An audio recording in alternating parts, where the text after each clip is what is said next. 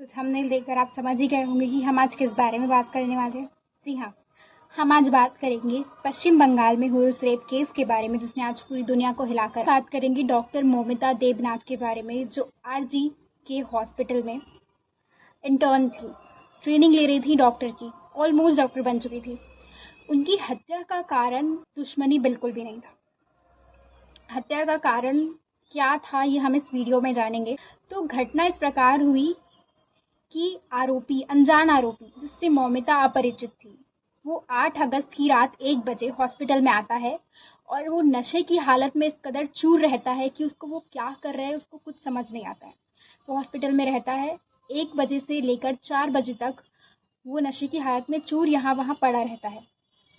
लेकिन 4 बजे उसकी आँख खुलती है और वो हॉस्पिटल में इधर उधर देखता रहता है, हर कमरे का दरवाज़ा खोलता है और छानने की कोशिश करता है। अचानक उसने एक कमरे का दरवाज़ा खोला, वहाँ उसे मौमिता आराम करती हुई मिलती। वो डॉक्टर पर झपटता है, डॉक्टर की आँख खुलती है, वो अपने आप को बचाने की कोशिश करती है।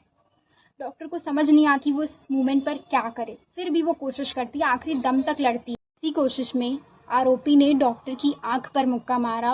आंखों में चश्मा था, चश्मे का कांच आंखों में घुसने से आंखों से खून बहने लगा, लेकिन फिर भी डॉक्टर ने हिम्मत नहीं मारी। वो फिर भी लड़ती रही और आरोपी ने उनके दोनों हाथों की उंगलियां तोड़ दी। असहनीय दर्द की वजह से डॉक्टर बेहोश हो गई और तब आरोपी ने इस दुष्कर्म को अंजाम दिया।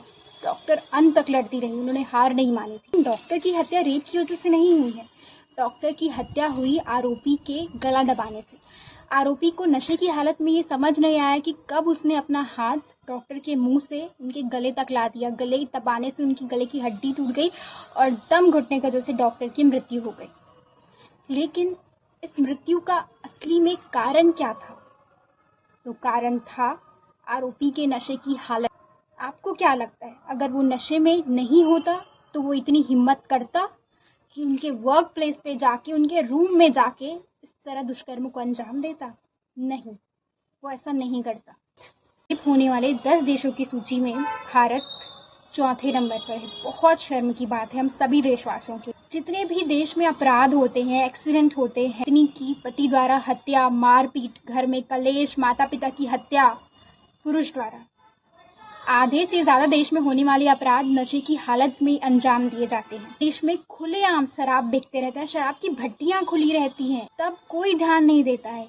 ध्यान तब दिया जाता है जब इस तरह अपराध हो जाता है। जल्दी से जल्दी इस नशे की हालत पर कंट्रोल करने की ज़रूरत है और देश को इस पर ध्यान देने की ज़रूरत है, ताकि इस तरह से अपराध हो कम हो और बेटियां सुरक्षित हो सके, ताकि इस प्रकार का केस माता पिता को और ना देखना पड़े। उनकी बेटियां सुरक्षित हो, माता पिता बेटियों की नौकरी लगने पर खुश होने के बजाय दुखी ना हो, उन्हें नाइट शिफ्ट में भेजने से डर ना लगे।